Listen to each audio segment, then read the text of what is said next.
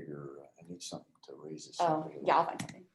You might go ahead and Like start. that backpack or some books. Coach, welcome. Good to see you again.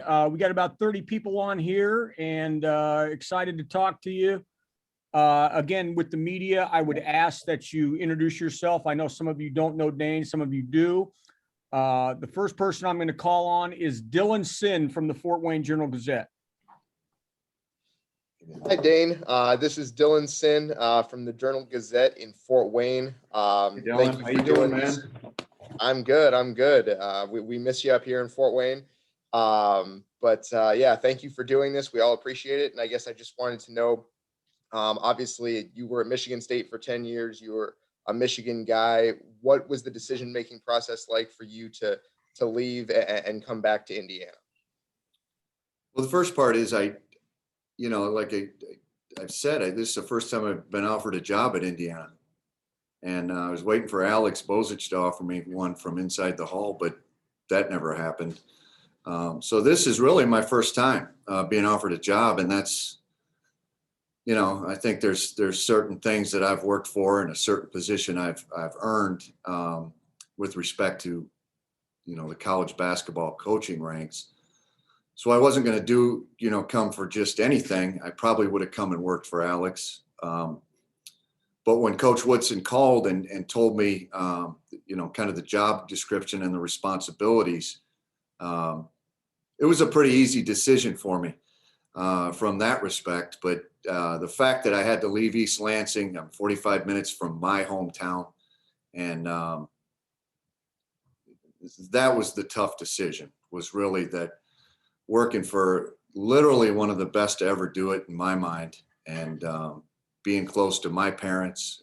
My brother lives in Ann Arbor, and I'd been home for the last 11 years. So otherwise, to have a chance to come and work for Coach Woodson, to work with Coach Mata, to work with somebody like Scott Dolson that I've known for 20 years. Matter of fact, Scott is the one that got me my GA spot. Back then it wasn't a GA. I don't know what I was. I was a graduate video coordinator, but Scott went out and spoke to somebody, a major donor by the name of Larry Globinger, who donated the money for me to have to earn my master's. And so to be able to work for people that I've known for a long time and respected for a long time was an easy decision.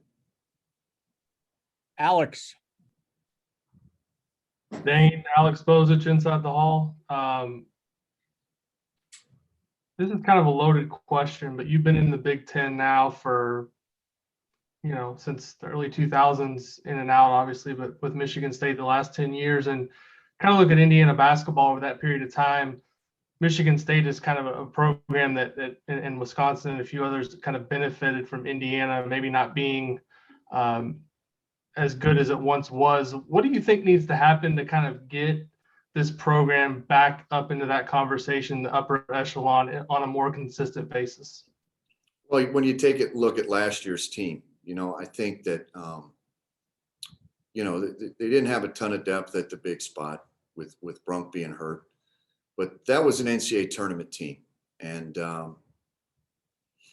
we can look at the players and look at the coaches, but I think this is a culture issue, not just with the program itself, but with the fans, the media, the whole state. And I'm sorry to hold you accountable and say that you're responsible, Alex, but you're part of it, and not in a bad way. You're part of that, what makes Indiana great, and all you guys, and I'll probably talk to all you guys today, but there's a certain component to Indiana basketball that I've always, especially when I was playing here, that it's a layer of insulation that I like to call it, that protects the program from when they're struggling. And it doesn't mean you don't tell the truth or create fluff to insulate the program, but it's a responsibility, and it's a responsibility for those that love the program, in particular the former players, coaches, managers, but it's a responsibility of this current staff. And I think even as important, for you guys that make a living off of reporting on Indiana and Indiana University sports and Indiana basketball. It's as much, in my opinion, your job to tell the good stories and make sure that you know exactly what's going on instead of just writing a column. And you know exactly what's going on, because like Coach Izzo, my former boss, always said, is the one thing you can't get away with is BS in the Indiana fans and the Indiana media, because they know basketball. The problem is basketball has changed so much in the last 20 years. Kids, yes, they've changed, but what their head is filled with has changed. And if you're not up to date as a columnist or a reporter, then you know, it's your responsibility to come in and communicate with the staff and make sure you guys are all working together to get this thing. We're all working together to get this thing right. Tom, Thank you. Hello, Dane. Nice to meet you finally. One of the, I know you and Mike are 20 something years apart age wise, but what's your relationship been with him through the years, and how much time have you spent with him? Zero. I'm not even sure we've met. I've known him. I've known of him. Lots of respect for him, Tom, but this is just something that you're automatically connected. It's going to take some time for him to get to know me. And one of my struggles is, you know, you're supposed to recruit to your boss. And I'm used to recruiting to Tom Izzo. And this is a totally different philosophy, thought process. You know, Coach Woodson comes from the NBA. I got to figure out what types of players that work best with him. And we all do. You know, I still tend to think that character obviously matters with a player, but maybe it's someone like Coach Woodson that can turn around a kid's life from that aspect. Someone that isn't known for having the best character. Maybe Coach Woodson's someone that can take somebody who has questionable character, but's a great basketball player. You know, the great thing about it is we do have choices here in college. You know, we're not relying on a GM to just throw us some players. We have choices. But what I've got to do is figure out which players are the best players for Coach Woodson that fit his system. Mike Schumann. Yeah. Hi, Dane. Mike Schumann with the Daily Hoosier. I wanted to Mike. ask you, hey, how's it going? I wanted to ask you about Rob Phinisee. He's a guy that had some really bright moments against MSU over the last few years, including some impressive defense against Cassius Winston, but he also is a guy that struggled with confidence at times. And I recall you at one point saying you struggled earlier in your career with confidence. I'm just wondering kind of what your impressions of him as a player are, and what do you hope that you can help to bring out of him over his last year or two? It's a great point. You know, one of the things when I think about the toughness, the competitive feature that Indiana basketball should always have as it relates to this team, it's Rob Phinisee. Like we've got to get Rob Phinisee back to being a NBA type defender. I mean, he's that good in my opinion. And like you said, thanks for bringing that up, Mike. But, you know, he's the leader up front. That's your first line of defense. And if his mind is elsewhere, your defense is going to struggle. You know, the first line of defense, that's something where pride gets in, you know, comes into play. And if you don't have someone up there that takes it personal when the other team scores, like I think a Rob Phinisee does, then that's a problem. And so that's one of my first objectives coming here is, you know, Stella figured out how to get her groove back. We got to get Rob Phinisee to figure out how to get his groove back. And I don't think there's a better defender in the league than Rob Phinisee. And you can make money and you can gain confidence with defense. I mean, I lasted 4 years with crappy offense and still played a lot of minutes. And it worked out for me in the end. I got a little bit of offensive confidence. I could actually dribble the ball. But I think, you know, my personal story, as you said, Mike, is a lot like Phinisee's, where, you know, defense is his niche. That's his niche, and he can make money doing it if he really puts his mind to it. And he will get confidence through good defense as well. We got to get him back because to me, he's the best defender in the Big Ten. Jojo. Hi, Coach. Jojo Gentry with CBS4 here. I'd like to know how you would describe the kind of coaching style you're looking to implement with this group, and how do you expect these players to respond to it? Could you ask that question one more time? I thought you were at Lucas Oil Field. I'm sorry. I'm actually in line to get vaccinated right now. It's a little loud. For you. So if you can't hear me, just allow me No, to you're restate good. it. You're good. All right. I just wanted to know, how would you describe the kind of coaching style you're looking to implement with this group, and how do you expect the players to respond to it? Well, I think once again, you got to kind of adjust to your boss's temperament. And I think there'll be some good cop, bad cop at times.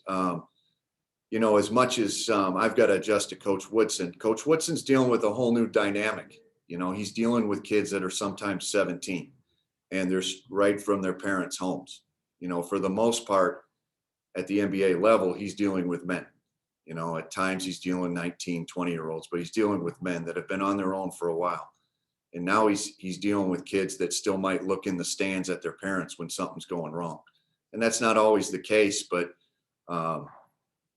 you know, there's adjustment that we've got to help Coach Woodson deal with too. And the great thing about it is he doesn't have an ego, and he should, but he doesn't. You know, when we're sitting here in a staff meeting, we've been in a few of them. It's really neat to be able to say something, and he's like, "Oh, okay, I can see where you're right on that." And it's I'm really looking forward to learning, you know, what Coach Woodson has to offer. You know, I've been in a couple meetings where he's just talked X's and O's, and it's fascinating to just see how advanced and hear how advanced it is at that level. And then flip side, we get more primitive here at college basketball. Like, Coach, you got to think back to when you raised your two daughters and they were 16, 17, 18. And, you know, what would you have said then as opposed to most of the people you deal with now at your level? And there's give and take. And, you know, we've got Coach Mata, we've got Coach Roberts, we've got Kenya, we've got some support staff that we've kept here. And, you know, I think there's going to be a lot of blending here. And I think it's going to be a perfect scenario for our players. Because when Coach Woodson speaks, it's like he's speaking to Carmelo Anthony or Allen Iverson. Whereas when I speak, it's more geared towards the Trace Jackson Davises or the Gary Harrises or the guys that coached at Michigan State. And, you know, we can learn a lot. Coach Woodson and I and the staff, we can learn a lot from each other. And I think it's going to work out great for our players. Dustin. Hey, Coach. Dustin DePirac from the Daily Hoosier. You mentioned earlier, you're just talking about just coaching at Indiana, what it's like, you know, being around Indiana. What do you think is just the value of having, you know, a head coach and also a top assistant coach like yourself, just having been an Indiana grad and having an idea what this is like going into it to, I guess, both to kind of bring the IU, you know, alum family back in, but also just to have people in those positions that have played in this spot?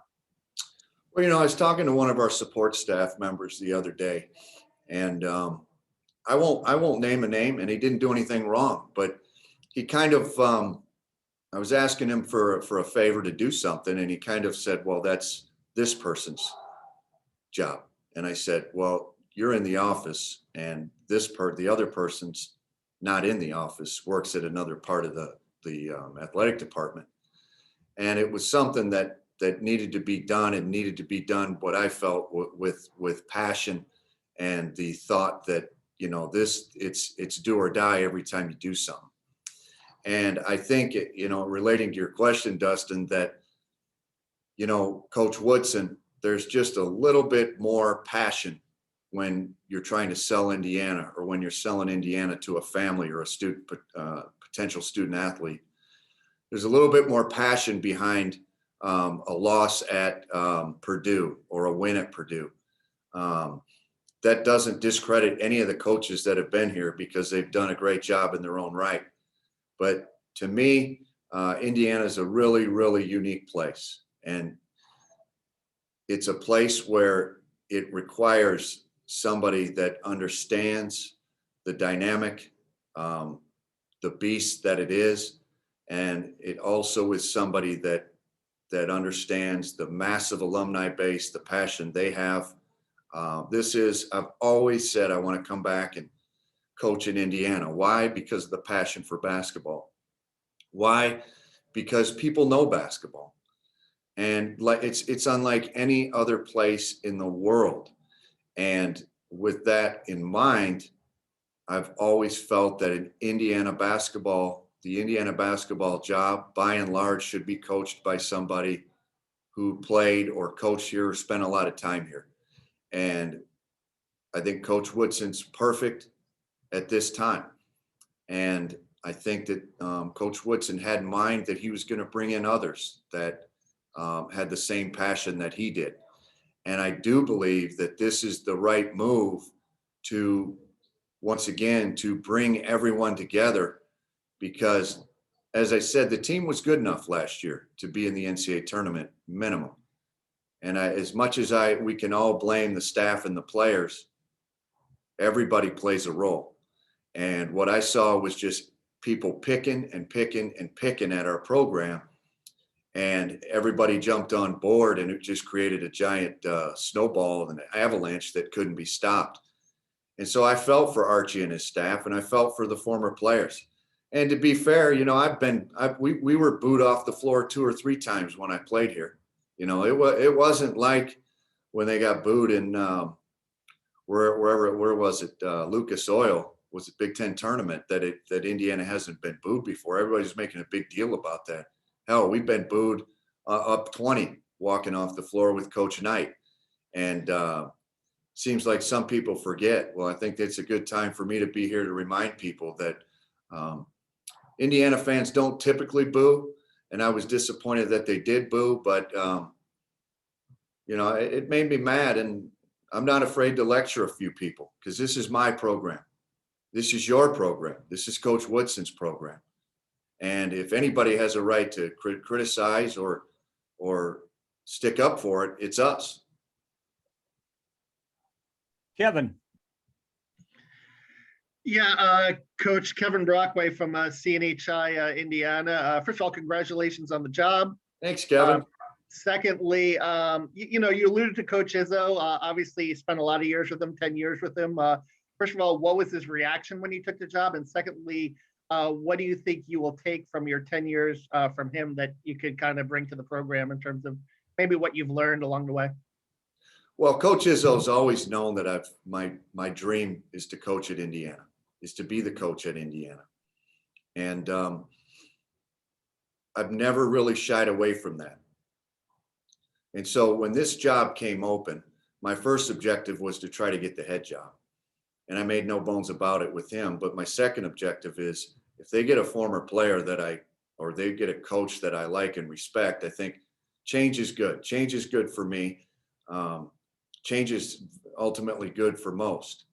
And 10 years is a long time to be somewhere. And Coach Izzo agreed with that. And when Coach Woodson got the job, it really was an easy decision. And I just thought if he called and offered me the right position and the right description and gave me the right responsibilities that I felt I'd earned and had a right to ask for, I was going to do it. And so it was pretty easy. And what was the second part of your question, Kevin? Just what you took from him in terms of the 10 years, what you learned, what you gained, how you grew under him, and how that can translate into this position at this time. Well, most importantly is how to help a young man improve. You know, with Coach Izzo, he asked for somebody the minute they come in, a recruit, a player, parents, what the goals are. You know, it's one thing to say during the recruiting process what their goals are, but when they get there, what are your goals? Where do you think you are? And once you put those goals down, he deems it his responsibility to hold them to that every day. And that's really what it is. It's an everyday process. And guess who's involved? The parents, the people that are in the kid's ear. And you can bet that, you know, it may sound a little high school Harry, but I'm going to be in the ears of everybody that's involved with the player, everybody that impacts the student athlete. I'm going to be involved. We're going to be involved, because that's the only way, because every little piece, and unfortunately you've got the social media, but every time that somebody casts doubt in that kid's ear, that's one more step away from their goals. And so is it invasive? Yes. Is it being in your kid's business? Yes. But for any of you that have coached out there, if you coach somebody long enough, you start to care about them. And if you start to care about them long enough, they start to kind of mimic the way you treat your own kids, for those that have kids. And, you know, there's a line in coaching where you say, gosh, you know, sometimes I want it worse than you. And that's true. But you find that you're saying the same stuff to your kids and their own goals. And there's some mimicry there where you just get so desperate to help your players understand. But, you know, there's a new beast out there, and that's where everybody's trying to be the hero and make money or make fame off of these kids, especially at this level. And if you're not, if someone doesn't keep their circle tight, or you're not plugged into what's going on and what's being said to your student athlete, it's a problem. And so you've got to be in tune with everybody that's in this kid's ear.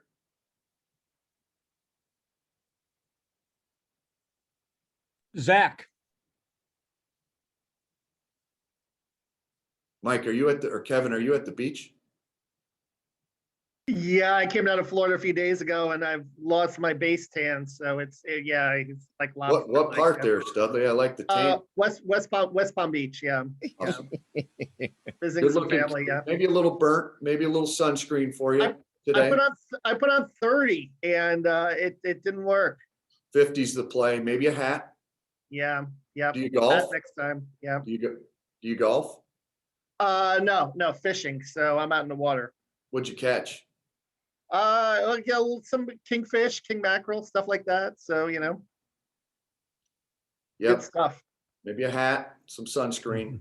Yeah. Coming from a guy that's had melanoma. Let's do it. My skin doesn't, it's 2 years in Indiana. My skin doesn't react the way it used to. I lived in Florida 18 years before that. So I'm thinking right here. Yep. Jim Coyle. How am I going to follow that, man? Whoa. Dane, how are you doing, man? Is that real hair? You talking about me or you talking about Kevin? Is that the fake hair hat? That's no, man. Oh yeah, fake hair hat. You know, that's the real stuff, brother. Okay. That's the real stuff. Nice to see you again. How are you? Good to see you, Jim. I've got my sunscreen all lined up, though. I'm ready, good to go. I'm not on vacation. I'm here working hard, covering you guys. You got 50 on now. You look like me. Exactly. It's working too hard. Hey, talking about all the things that you have as far as your passion and all of that, there's a lot of fractures in the program, even in the fans, because there's so many different eras from Coach Knight's era, whether it's Sampson, Crean, Miller, you got all these groups now, but there's also groups in the fans. There's a lot of fractures. Yes. Winning does a lot for that, but there's a lot that needs to be brought back together. You're obviously, I think, the guy to do that, but why is that? And what is part of what you're planning on doing to bring all of that together? Well, like you said, winning's important, but I think when Coach Knight left, it brought about a lot of questions, obviously some uncertainty and instability. And I think since then, it's really left people in wonderment, especially the new generation, the younger generations of Indiana. Where is this Indiana basketball that's so great? And they've never really been able to attach themselves to what makes this place so special. And, you know, it just seems like we have a bunch of Yankees and Red Sox fans that are fine when we're good and they're brutal when we lose. But that's not the way it used to be. Yeah, we were booed off the court, but those same people showed up the next time cheering their heads off. You know, the balconies were filled to play a team that was out of a conference that they'd never heard of. And it's okay to get upset, but you know, what's going on now is pretty superficial and, you know, what do they call it? Fair weather fanish. And I understand it. I really do. we have to get some stability here. And I think Coach Woodson and the staff here is going to dig in and get out to these small towns and visit with these former players, because we all have a responsibility. And you guys do too, this massive media following. You guys do too. So when you're bitching about our team, you know, that's fine. But if you're wrong, if I think you're wrong, you know, I'm going to call you. And if you think our offense is wrong, I'd like for maybe you guys to call us or call me. I don't know where Woody stands on that, but you know, if you guys are going to be putting the message out there, let's just make sure we're getting it right. And that involves working together. We'll tell you as much as we can, but you know, just make sure you get the stories on what's going on. And because you know, unfortunately or fortunately, you guys know what you're talking about. And I know you got to sell papers and sell clicks, but you also got to get it right, be fair, and we'll try to be fair with you guys. But this place, I think we'll mend a lot of fences here, Jim, just by virtue of Coach Woodson being here. You know, connecting the old with the young, and by the older guys coming back, the older fans coming back, and helping this younger, newer generation. I think it's going to do a lot of education and teaching to these newer, younger generations and the students that we have now. You know, we gotta talk the word too. We got to talk it. We got to talk about how special this place still is and should be.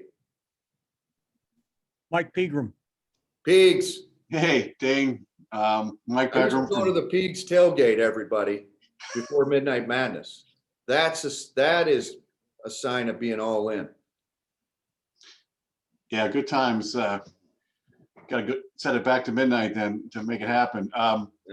Past my bedtime. Yours too. Hey, what were your first thoughts when you heard Thad Matta was going to be involved with the program? And also, how well did you know Kenya Hunter before all this, and how might you two complement each other? Well, Thad Matta, gosh, I remember back when he was at Xavier, and I wouldn't have thought he knew who I was. And we just happened to maybe be eating next to each other in a hotel, eating breakfast, and he stopped and introduced himself. And I think, at GA at Indiana. And he said, if there's anything I can ever do for you, let me know. And it just goes such a long way for little things like that. And then he coached at Ohio State while we were at Indiana.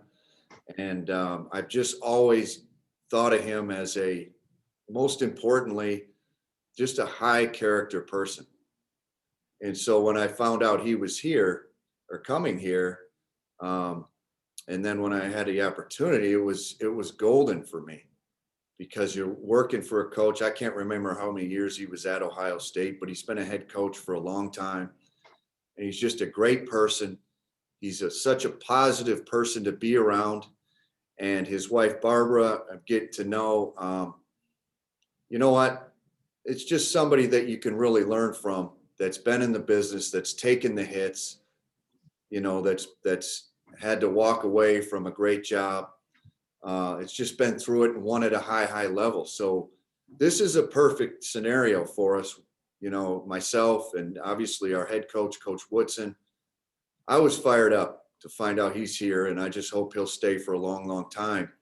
Kenya Hunter, I got to know Kenya when he was at Nebraska. He worked with Michael Lewis, and if he's good with Michael, he's good with me.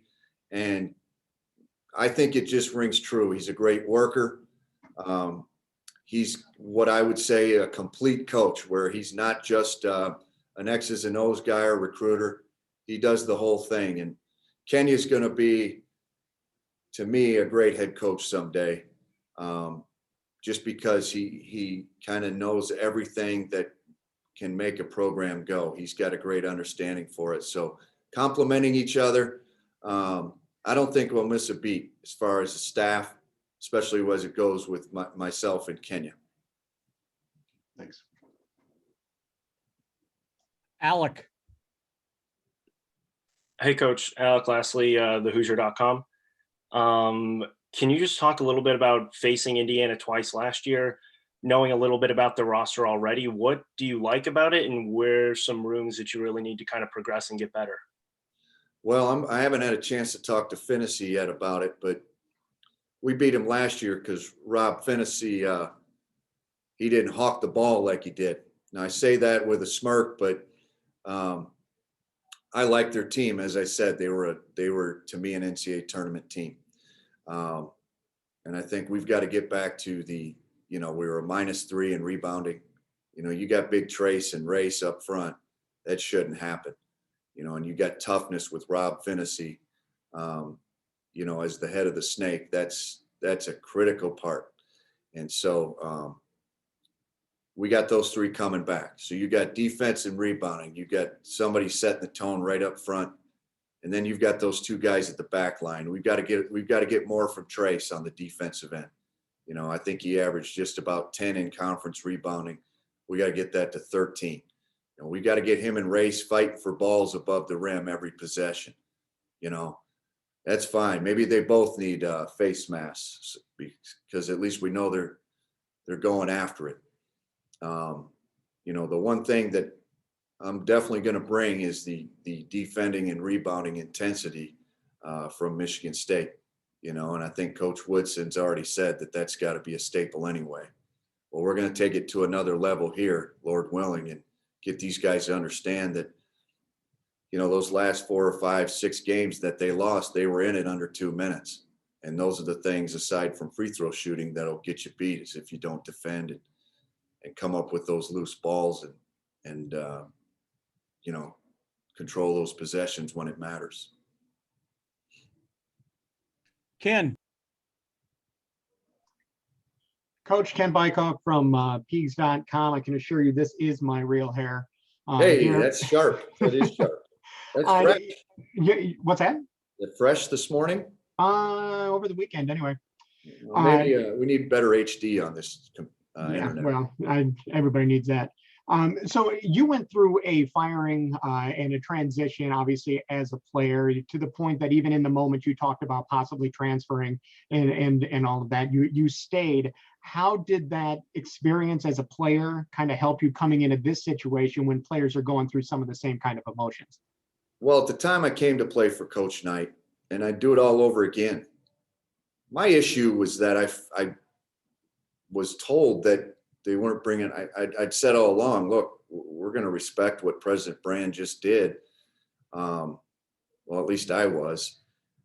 And if they keep Coach Davis and Treelor, I just assumed that was the natural progression of it. It was too late, into the fall and going into the preseason that I felt they could bring in another coach other than a recycled coach.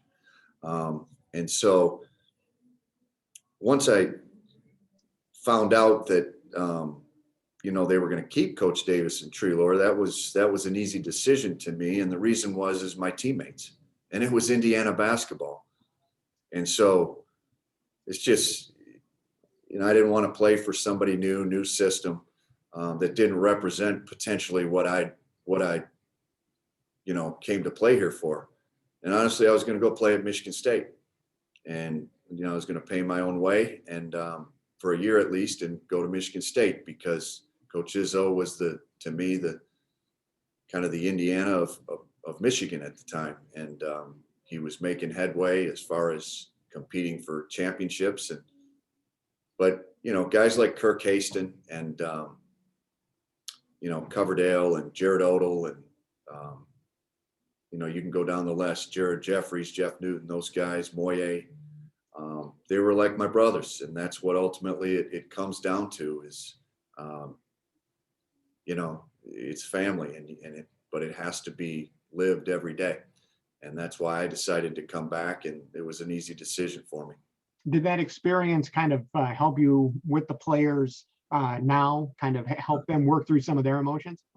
Well, I didn't do a very good job with Brunk, but I didn't get a lot of time. But here's the thing: like kids, there's so many more distractions. There's so many more people involved in these kids' lives with opinions that it's really easy, and I'm not suggesting this happened to Joey, but it's so easy to get sidetracked and get distracted with social media and people just constantly pecking at you if you don't have your circle tight. But that's on the staff too. You know, we got to know we got to look for signs. We got to be investigators. We got to be almost FBI to know what's being thrown in these kids' faces and going in their ears. There's just so many people out there with an agenda that have access to our players. You know, they had the same access at Michigan State. And if you're not plugged in, especially around these, especially during this time where the portal's open and everybody's painting a picture of the grass being greener somewhere else. You get somebody that didn't have a great year and doesn't have, you know, the self-confidence of betting on themselves. You know, they're ripe for the picking. And, you know, every program's dealing with it. The ones that are plugged into their players and make sure they're answering questions and, you know, eliminating doubts is as much as anything. And, you know, great teammates play a role. And that's the thing, you know, I was talking to Anthony Leal about this morning is, you know, if you don't know a teammate's struggling, then you're really got your head in the sand as much as a coach does. You know, here we got to preach teammate support too, you know, and if you feel you can't get through to a teammate as a player, you got to talk to the staff and let them know that a teammate's struggling. That's as important as anything. And so there's going to be a lecture to the staff today as much as there'll be a lecture to the players. I appreciate it. Welcome back to Bloomington. Thanks, Ken. Aaron. Hi, Coach. Aaron Matus from WDRB in Louisville. I was actually watching some old video and old press conferences from you back in the day. And I think it was in Atlanta. You said this is where Indiana belongs in Final Fours and Final Eights. So I'm just wondering, you know, almost 20 years later, does that comment still hold water, so to speak, or do you need to earn that? Eventually, yeah. Well, that was at the time. That was, you know, that was 20 years. You got me. But you know what, Aaron, that's a good point. It's a good question, not in a condescending way. You know, we are fragmented. And like I said, we as the state of Indiana basketball has got to be, there's still some missing pieces. And I think we all, Coach Woodson, myself, we all can talk the talk. But we've got to dig in with people and figure it out. And there's no one person that's causing a problem. It's really just takes man hours. It takes work. It takes time on the clock that we've got to invest. And it's got to be a complete and full investment, but it takes the right understanding. You know, we've got to get out into these communities, you know, when COVID's done and reinvest in the things that, you know, really helped Coach Knight, you know, and the coaches before, the players before. This still is a community deal. I mean, I can remember traveling the state, sitting in gyms, even as a player here, high school gyms, barnstorming tours, camps, going up to play golf, not very good, but different golf outings. Those are the things that protect you do, not just to engage with people and engage with alumni and more or less just to tell them thank you by being there. That's your way of saying thank you. But when you recognize that we're not just Instagram, Instagram sensations or Twitter sensations, and you recognize that Trace Jackson Davis is one of the nicest kids you'll ever meet. Race Thompson, incredible kid. Phinisee, incredible kid. Leo Galloway.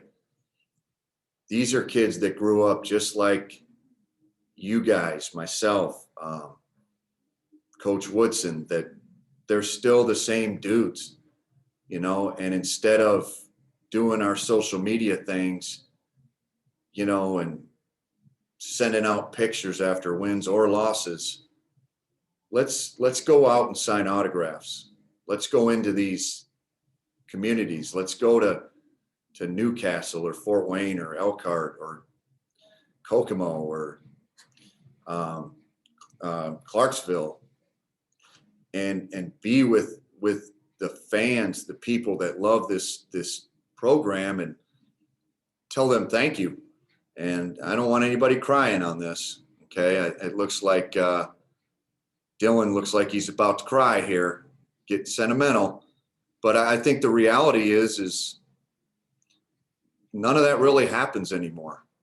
And I don't think it's anybody's fault, but it's just something that I know has to happen in order for this to work, you know, as you mentioned, the way it's supposed to work. And it doesn't mean that we're winning the national championship next year. It doesn't mean that we're going to the Elite Eight, because I'm not sure how it's going to unfold next year. I can tell you how it's going to unfold, but nobody really knows. This portal and these players coming and going everywhere around the country, who knows? I couldn't tell you how good the Big Ten or bad the Big Ten is going to be next year. But what I can tell you is when we can get out and get into these communities, you can bet that me and my daughters, my two little girls, they're going to see what Indiana basketball is all about. You know, and if we go down to Louisville, we still expect people to be in their candy stripes and come up to say hello. You know, I think that, you know, there'll still be some old grannies or grandpas may come up and ask if I'm still playing, which, you know, it's a, you still playing? How many more years you got? But it's that's how you build. That's how you rebuild, and that's how you reestablish this culture that was so strong when I was here. Okay, we got time for two more questions. John. Hi, this is John Blau with the Herald Times in Bloomington. I saw, or I heard an interview you had with Dan Dockich. You were talking about your two kids are actually Michigan State fans. Have you done anything yet to kind of break them of that, or kind of where are you in that process? Well, we can always buy their love and buy their fandom with candy, junk food. We're going to do it more organically, not with organic candy and junk food, but just let them figure it out. They're going to come down here and they'll realize real quick that whether you're a Boiler or a Spartan, they're respectful for the most part, but they're going to see that this is a pretty special place. You know, my 8-year-old booed me yesterday, but she did have a candy stripe, you know, hair tie on, and she didn't even know what my wife slipped one on her head. And she said she liked it. So she liked the cream and crimson. She didn't even realize what she was doing. You know, my wife's Indiana grad too, and she's kind of subtly been brainwashing them their whole lives. So I think once they get down here, they'll be switched over and won't even know what hit them. Okay, last question, Olivia. Hi, Coach. Olivia Ray here with Wish TV and also a proud Indiana grad. So as you were getting sentimental there a couple of questions ago, I want you to get back in that mindset and tell me how you felt walking back in Assembly Hall for the first time, now being back a part of the Indiana program. Did it feel the same? Did it feel completely different? Have you hit up any of your favorite spots being back in town? Yeah. Well, Assembly Hall, you know, the COVID version happened last year and, you know, the years prior. But now that I'm back, I guess on the right side, it's funny you ask. I can't wait to sneak in. I still haven't had time just to go sit in the bleachers or sit in the chairs. Sit in the chairs where maybe my grandparents sat or my parents sat and watched me, where the families would sit. I'd always look up there and see who was there watching. So many stories come back to me, funny stories during practice with Coach Knight or Coach Davis, or funny stories, you know, during games, stuff that would happen. It just not much has changed, Olivia, and that's what's really unique about it. It's just they really haven't done much. You know, you look up at, you know, the suite, the 76, I can't remember the name of it, but the Spirit of 76 suite. And that is really neat. And that's something that's a great addition But the bleachers are still the same. You know, when you back the bleachers up, you still can't get to the top of the very top of the 3-point line and get a good shot there. And I think that, you know, talking X's and O's with Coach Woodson, there's just so many things that reflect the things we both learned from Coach Knight. It's really neat to go back to what would be deemed primitive, but in the end, all the things that Coach Knight would teach transcend time. What worked then worked now. And it's really just hard work, dedication, being all in, being coachable, and trusting the process, which nobody does anymore. Eating spots, I was really disappointed, and I think we really got to get to work on this. We need the media. Opie Taylor's was one of my favorite spots. Opie Taylor was one of my favorite spots, and I was really brokenhearted when I found out it had closed and, you know, susceptible or succumbed to COVID. But Malibu's always been good to me. I like hole in the walls, so I'm looking for new hole in the wall spots. And then, you know, I would eat at Convenient Mart a lot. I don't know how the sandwiches are, but I'd eat at Convenient Mart a lot.